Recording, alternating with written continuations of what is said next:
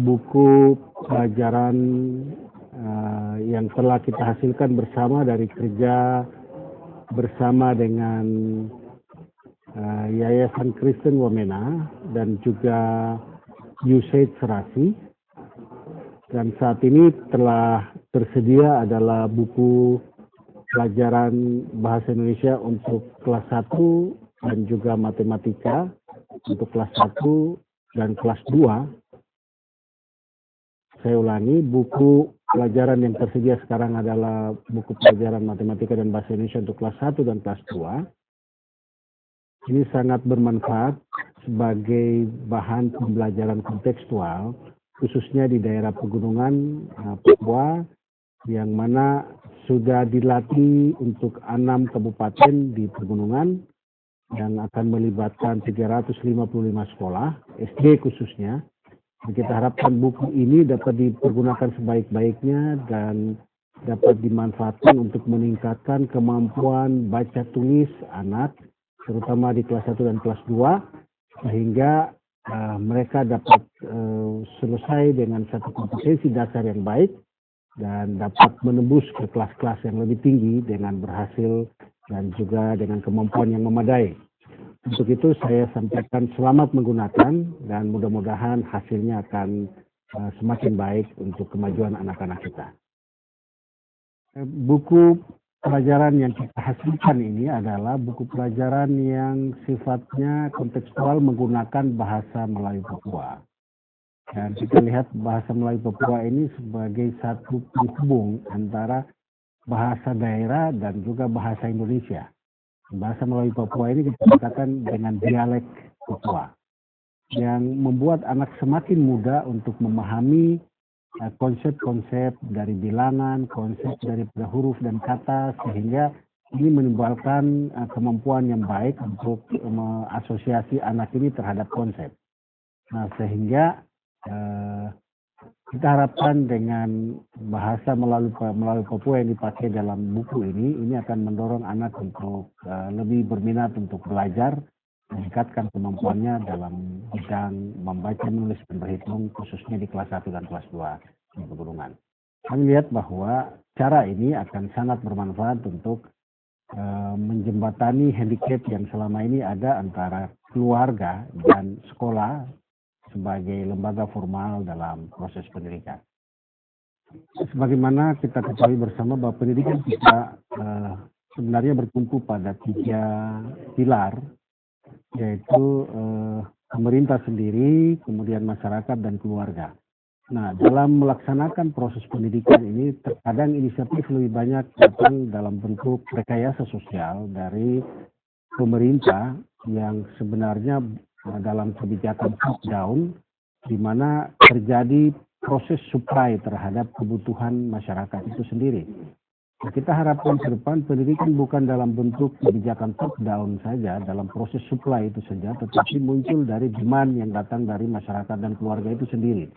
Sehingga ke depan yang harus kita perhatikan adalah bagaimana memperkuat masyarakat agar partisipasi dari masyarakat itu muncul sendiri dari berbagai kebutuhan, apakah itu dari kebutuhan belajar secara lokal itu sendiri dengan life skill maupun juga bentuk-bentuk pembelajaran yang lain, ataupun itu terorganisir dalam bentuk organisasi-organisasi masyarakat yang seperti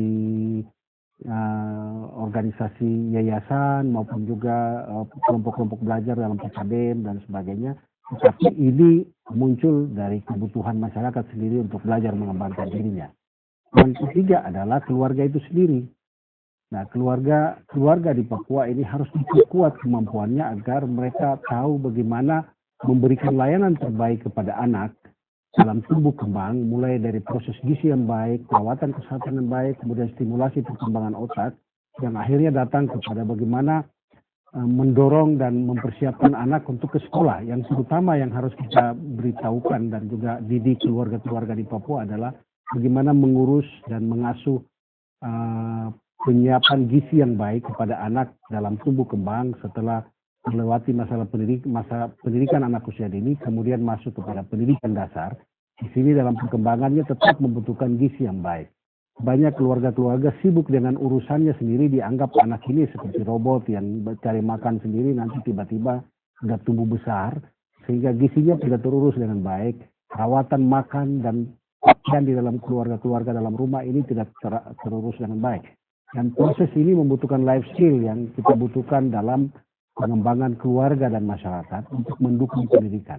Di sini adalah kelemahan-kelemahan kita.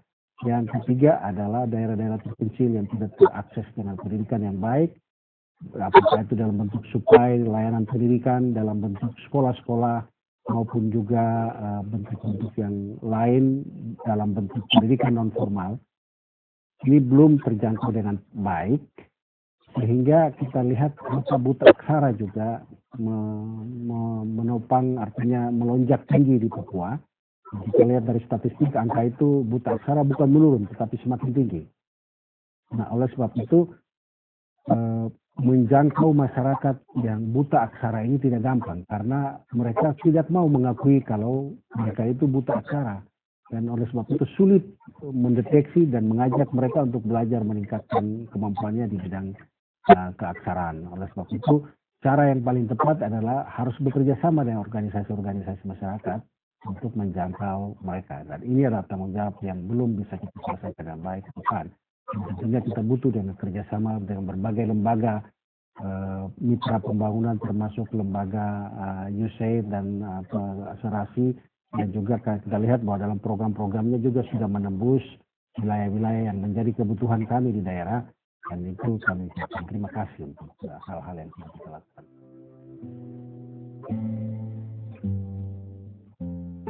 Jadi selain Serasi membuat buku ini, juga melalui Serasi pelatihan-pelatihan guru ini berbagai model.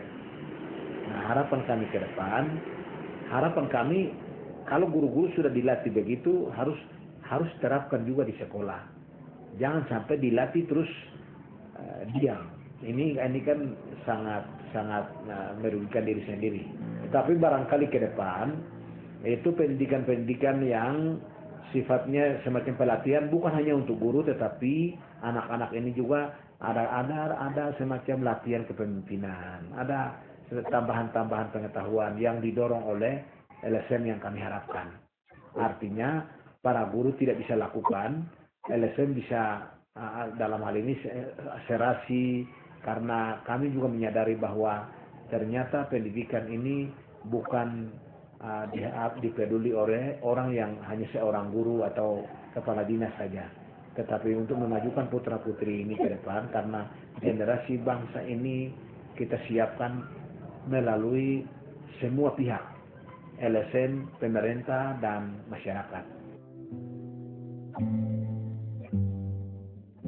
Baik, kami dari Yayasan Kristen Wamena menyampaikan ucapan terima kasih dari USAID. Serasi mendukung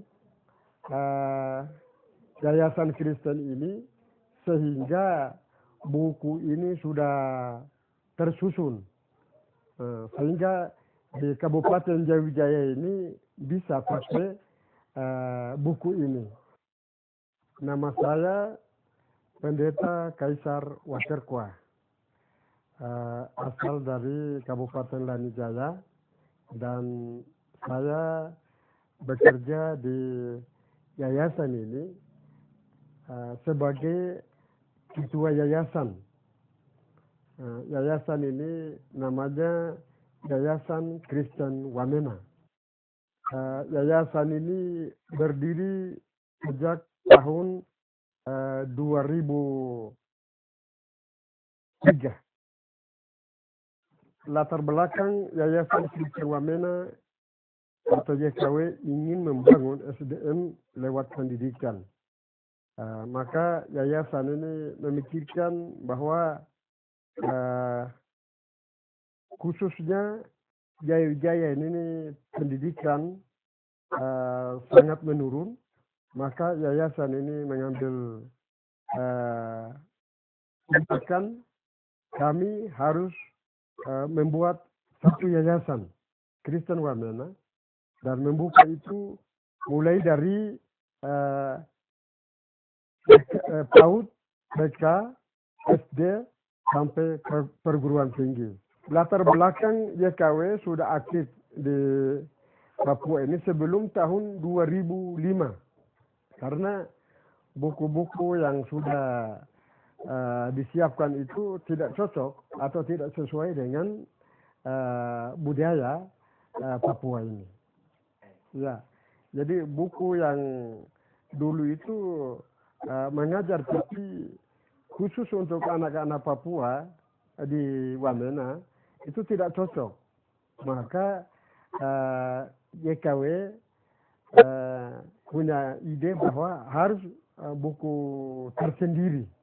Ya, jadi bahasa yang dipakai dalam buku ini adalah bahasa yang bisa mengerti anak-anak Papua dan juga sesuai dengan gambar-gambar keadaan di sini. Jadi anak-anak langsung mengerti, guru-guru pun langsung mengerti. Kami dari Yayasan Kristen Wamena punya harapan bahwa kami Yayasan Kristen Wamena ini komitmen yang lebih tinggi dan kami melihat pendidikan Jaya ini baik itu dari kabupaten maupun beberapa kabupaten yang baru mereka tidak pakai sesuai dengan buku yang ada ini sehingga kami Yayasan Kristen Wamena siap melatih guru-guru dan adakan training lalu mereka kembali tempat tugas dan mereka bisa pakai buku yang sudah diberikan ini. Jadi kapanpun pemerintah membutuhkan buku, kami Yayasan Kristen siap membantu atau menyiapkan buku-buku ke kabupaten-kabupaten baru. Dan maka kami sarankan pemerintah mendukung yayasan kita. Buku paket kontekstual Papua. Apa yang kami maksud dengan kata kontekstual? Kata kontekstual berarti sesuai konteks dan lingkungan. Buku paket kontekstual Papua berarti buku ini paling cocok di Papua.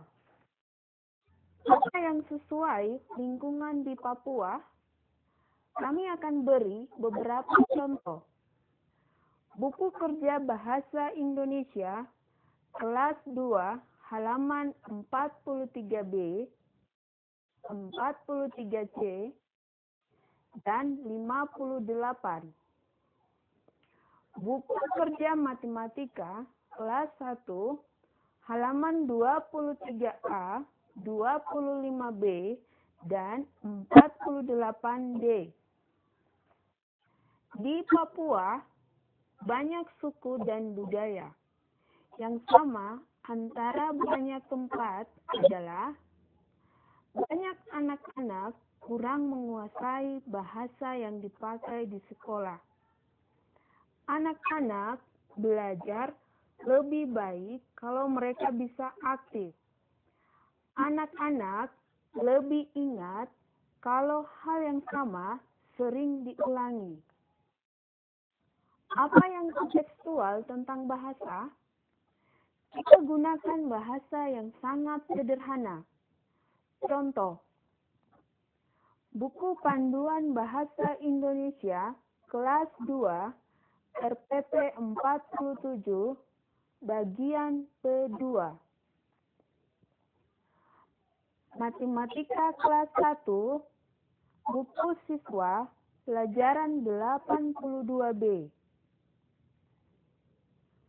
Seperti Anda lihat, bahasa sangat sederhana dan anak maupun guru akan mengerti dengan mudah. Apa yang kontekstual tentang anak yang aktif? Kita selalu gunakan tanya jawab antara guru dan anak-anak. Selain itu, permainan, lagu, dan lembar kerja. Contoh, Matematika 1 Panduan Dinding Matematika Bulan 4 Halaman kedua Hitung maju atau hitung mundur. Bahasa 2 Buku siswa di pelajaran 74 atau 75 ada permainan.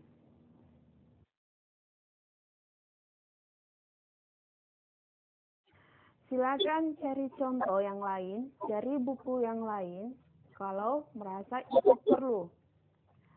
Matematika 2, permainan dari buku kerja siswa. Pelajaran 35, permainan ular tangga. Bahasa Indonesia 1, buku panduan RPP 72, lagu Aku Anak Raja. Apa yang kontekstual tentang hal yang sama yang sering diulangi? Kita mengajar dengan langkah-langkah yang kecil. Kita mengulang bahan belajar terus-menerus supaya anak-anak akan dapat dasar yang kuat. Contoh, buku kerja siswa Matematika kelas 1 semester 1. Pelajaran 2 soal 1 di mana anak harus warnai benda yang sesuai angka. Pelajaran 4 soal 1 sama. Pelajaran 5B soal 2 sama ditambah kesulitan sedikit. Pelajaran 6A soal 4 lagi sama. Pelajaran 7A soal 2. Apa yang kontekstual tentang anak yang aktif? Kita selalu gunakan tanya jawab antara guru dan anak-anak. Selain itu, permainan, lagu, dan lembar kerja. Secara singkat, buku ini dibuat khusus untuk meningkatkan tingkat pengajaran di Papua. Kami ingin menjelaskan format dari setiap rencana pembelajaran yang Anda bisa dapat di dalam buku praktek kontekstual Papua. Dalam setiap rencana pembelajaran, Anda akan bertemu hal-hal yang sama atau format-format yang sama. Cukup penting Anda mengerti arti dari setiap kegiatan tersebut dan format dari buku ini. Karena format di setiap buku ini memang sama. Kalau Anda melihat ke rencana pembelajaran, Anda akan melihat beberapa kotak besar. Biasanya ada 5 kotak besar. 1, yang lebih menuju ke tujuan. Lalu pembukaan, penjelasan, pelatihan, dengan penutup. Itu di setiap RPP memang sama. Isi dari RPP berbeda, tapi format memang sama. Nah, kalau kita melihat lebih ke detail-detail, yang pertama muncul adalah judul, biasanya dalam warna hitam putih. Di bawahnya tujuan, kosakata yang diajarkan, lalu alat tambahan dan waktu dicantumkan. Kalau Anda melihat tujuan, di sini Anda melihat tujuan pertama. Contohnya, anak mendengar dan mengerti cerita yang guru baca. Dalam kurung, kompetensi dasar titik 2 A3. Kompetensi dasar titik 2 A3 berarti bahwa di sini pelajaran ini menuju ke tujuan A3 dari kompetensi dasar. Kompetensi dasar itu ditentukan pemerintah, dan Anda bisa baca itu di dalam bagian depan buku ini. A3 berarti setiap tujuan di situ sudah mendapat kode di pelajaran A3 menjadi fokus. Lalu Anda melihat di sini ada pembukaan dengan penutup, itu wajar. Setiap pelajaran ada. Sengaja antara pembukaan dengan penutup ada dua kotak yang lain. Kotak pertama adalah P2, penjelasan. Di sini, guru menjelaskan sesuatu. Sangat penting, anak-anak tidak hanya melatih seperti yang ada di P3, di pelatihan, tapi juga akan ada penjelasan. Kalau hanya ada penjelasan, anak-anak tidak akan melatih dan hanya akan mendengar mereka, tidak akan mengingat terlalu banyak. Kalau hanya ada pelatihan tanpa penjelasan, itu lagi berarti bahwa anak-anak berlatih tapi kemungkinan besar tidak mengerti latar belakang dari setiap kegiatan tersebut. Lalu Anda melihat dalam buku ini ada warna-warna. Sekarang saya ingin menjelaskan warna-warna kepada Anda. Warna biru berarti itu suatu langkah yang baru dalam bagian pembukaan. Contohnya, Anda bisa melihat hal yang sama di P3. Di sini juga ada dua hal yang besar di dalam bagian P3. Biru berarti langkah berikut. Warna berikut yang kami ingin jelaskan adalah warna merah. Warna merah adalah hal yang perlu diungkapkan oleh guru. Jadi, itu bisa dibacakan kepada anak-anak atau dengan kata-kata yang hampir mirip disampaikan. Kalau warna hitam, latar belakang hitam itu sedikit mirip dengan papan tulis yang ada di ruang gelap. Memang maksudnya juga begitu. Yang tulisan yang punya latar belakang hitam memang hal-hal yang perlu ditulis di papan tulis. Di dalam tulisan ini masih ada dua warna, putih dengan kuning. Kalau putih itu hal-hal yang perlu ditulis atau harus ditulis sebelum pelajaran mulai. Yang kuning itu biasanya dalam proses pelajaran kita menambah informasi yang ada di dalam warna kuning. Secara konkret, di sini contohnya kata hujan, turun, langit, drum. Itu sudah ada di papan sebelum pelajaran mulai. Tetapi arti dari kata-kata itu ditulis pada waktu dijelaskan kepada anak-anak satu persatu. Kalau dalam warna abu-abu, di sini kita bisa melihat ada hal-hal yang tertulis dalam warna abu-abu. Biasanya yang tertulis dalam warna abu-abu itu hal-hal kepada guru tentang pengaturan atau penanganan kelas. Itu informasi tambahan buat guru. Di dalam ruang kelas, kita sebagai guru ingin semua anak belajar sebaik mungkin. Setiap anak mempunyai kemampuan yang berbeda. Kemampuan berbeda karena kecepatan tulis berbeda atau karena anak-anak tidak semua sama cepat tangkap. Atau karena mereka kurang fokus. Bisa juga mereka mungkin baik di matematika tapi kurang lancar di bahasa. Dengan perbedaan seperti itu, kami ingin anak-anak tetap akan belajar dengan sebaik mungkin. Karena itu, kami coba memberi setiap anak sesuai kemampuan dia. Seandainya ada anak-anak yang cepat selesai kerja, yang sering terjadi adalah tunggu teman. Tunggu teman mengurangi motivasi semangat dari anak. Karena itu, dalam buku ini, kami juga sediakan sedikit bahan tambahan supaya anak yang cepat selesai juga bisa bekerja. Salah satu contoh, di sini Anda melihat anak yang sudah selesai kerja lembar tugas 3. Lembar tugas 3 juga tercatat dalam buku panduan guru. Anda bisa melihat di sini anak-anak bisa melatih diri untuk menjadi lebih lancar dan menulis lebih rapi. Selain itu, anak-anak juga bisa main lagi permainan yang sudah pernah dimainkan, yang sudah pernah diajarkan dalam buku ini. Yang jelas, kita sebagai guru ingin menghindari anak-anak harus tunggu teman. Tunggu teman mengurangi motivasi anak. Mari kita selalu sediakan bahan yang cukup. Kontekstual, buku paket kontekstual Papua menggunakan kata kontekstual di dalam judul buku. Kenapa itu?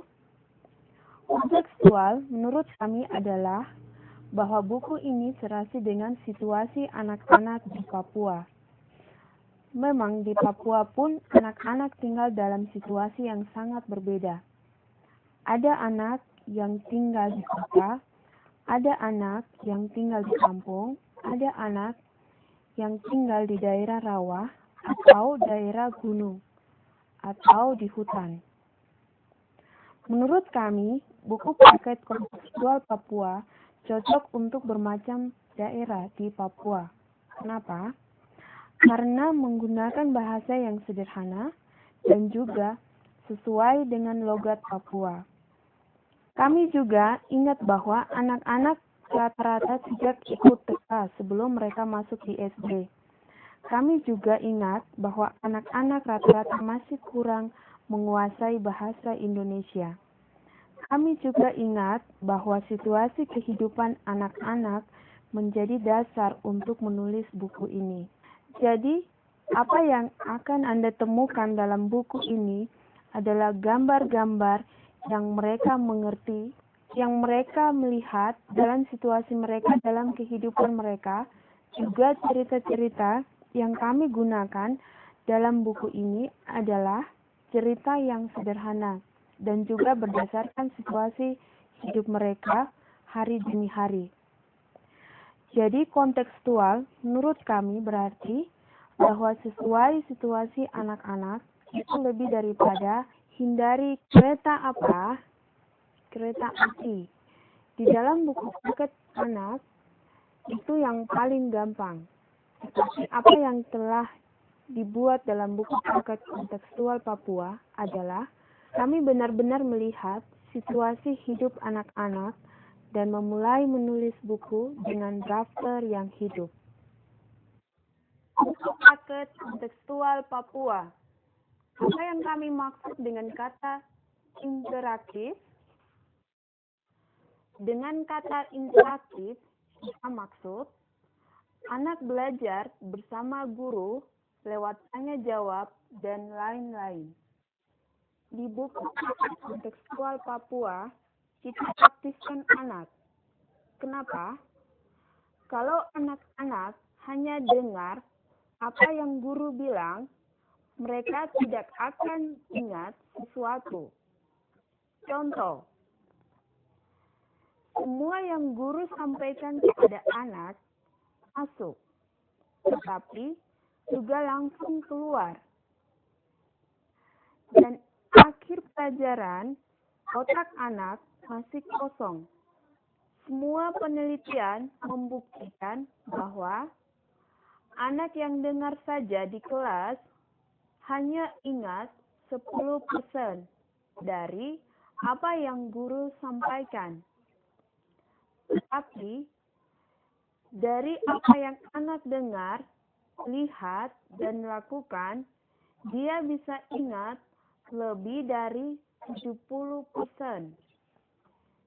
Di buku paket kontekstual Papua, anak belajar lewat 3 cara. 1.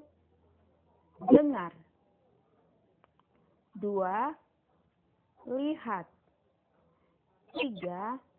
Lakukan. Di buku paket kontekstual Papua, kita aktifkan anak. Bagaimana? Jawab pertanyaan. Jawab. Kenapa? Latih banyak soal. Main dan nyanyi. Secara singkat, buku paket kontekstual Papua dibuat khusus untuk aktifkan anak-anak dalam pelajaran. Buku paket kontekstual Papua. Suasana di kelas. Apakah anak dengar guru dengan baik? Lewat buku paket kontekstual Papua, kita ingin ciptakan suasana kelas yang baik. Kenapa? Kalau suasana kelas baik, anak-anak akan belajar banyak. Anak-anak yang diam karena takut dipukul guru tidak belajar banyak. Mereka hanya jaga diri supaya tidak dipukul.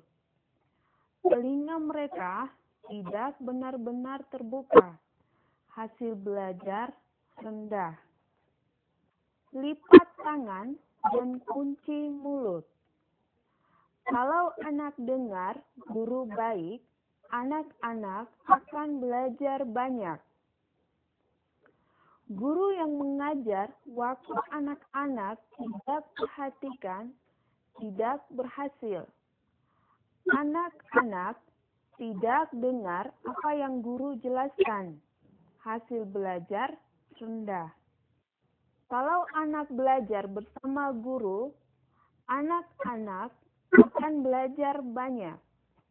Kalau anak latih banyak soal di lembar kerja, anak-anak akan belajar banyak. Kita mau anak ingin belajar, karena guru sampaikan sesuatu yang baru dan yang penting.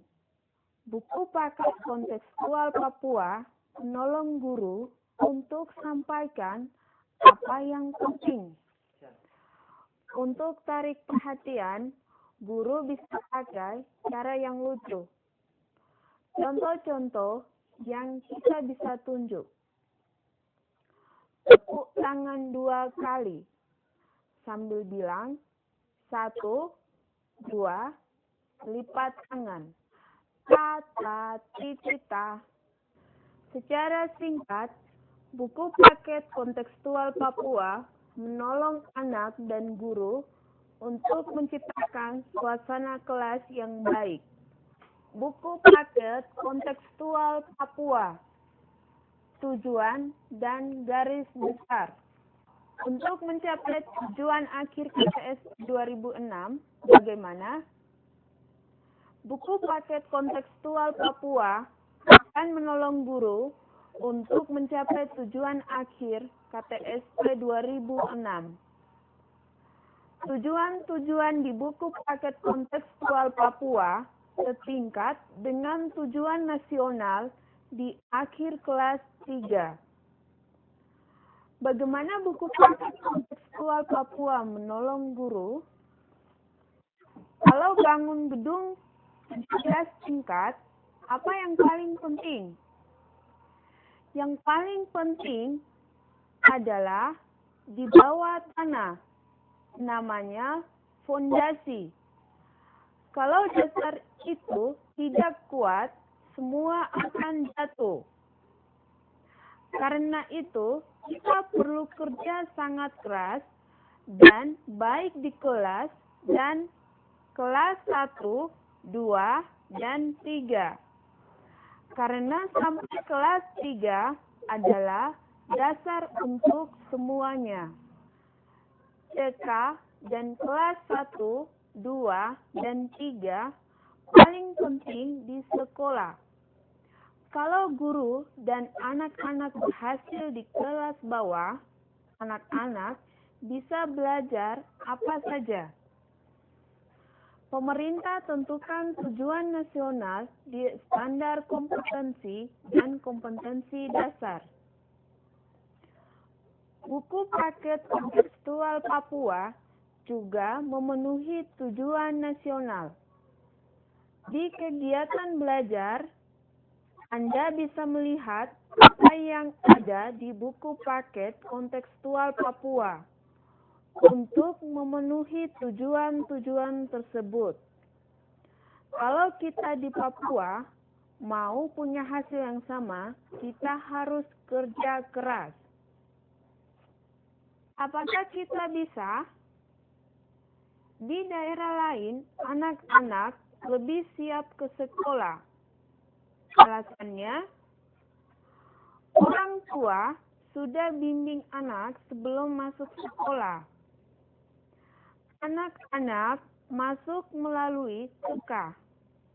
Anak-anak sudah tahu bahasa Indonesia. Apakah kita bisa?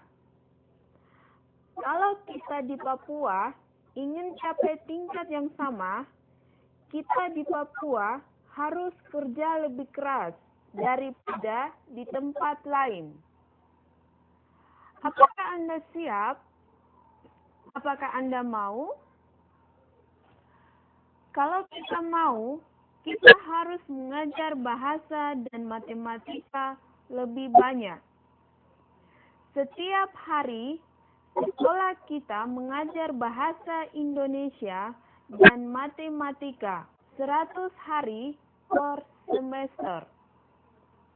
Setiap hari, kita mengajar 70 menit bahasa Indonesia, 70 menit matematika. Garis besar per bulan. Setiap bulan kita bisa lihat apa yang anak-anak akan belajar.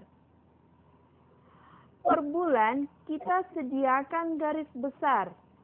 Hal yang baru untuk anak-anak kita tebalkan.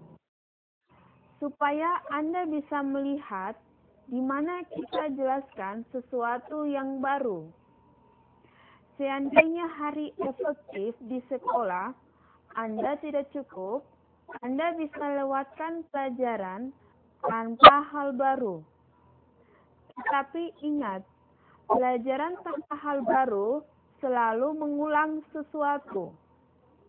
Anak-anak memang perlu melatih hal baru baik-baik, supaya mereka akan mempunyai dasar yang kuat.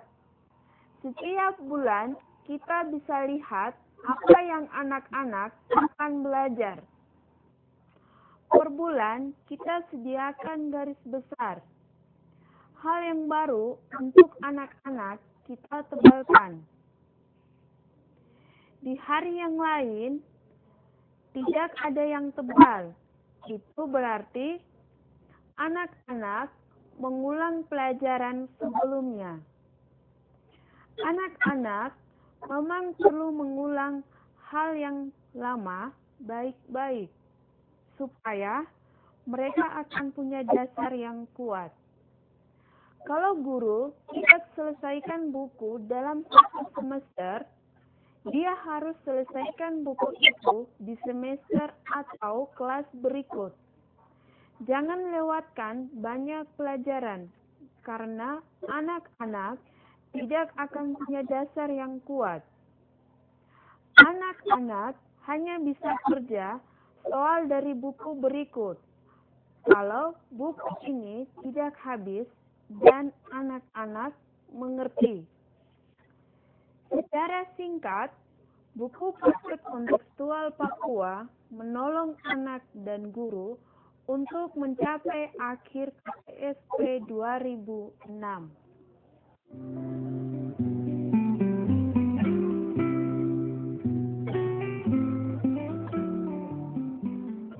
Saya senang di pelatihan ini karena materi-materi yang disampaikan itu bahan mengajarnya itu sudah ada bukunya, terus alat-alat peraga yang kami bisa pakai itu tidak harus beli dari toko, kami ambil saja benda yang ada di sekitar kami.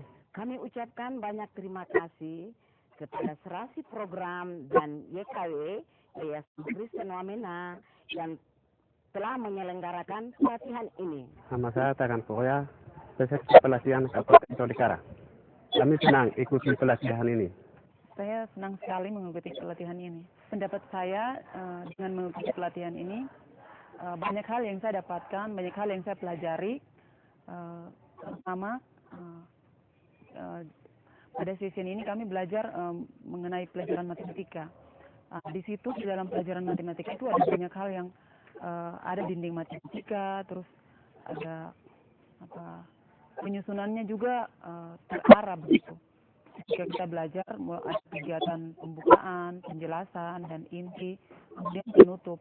Dan itu menurut saya ketika nanti saya kembali ke Yahukimo, saya akan melatih atau mentraining guru-guru di sana, dan kami rata-rata guru-guru yang akan kami latih, yang akan kami training itu guru sukarela, dan mereka itu hanya rata-rata tamatan SD, tamatan SMP. Dan kalau ada buku ini itu sangat menolong sekali, sangat membantu ketika nanti kami bawa ke sana. Jadi pada saat mereka mengajar di kelas, semuanya sudah ada, tinggal mereka pelajari saja dan mereka mengajar kepada anak-anak di sana. Kami peserta mengucapkan banyak terima kasih kepada Serasi dan YKW yang mengadakan pelatihan ini. Setelah kami terima pelatihan ini, kami pulang di tempat tugas masing-masing. Kami akan terapkan sesuai dengan materi yang kami terima di pelatihan ini.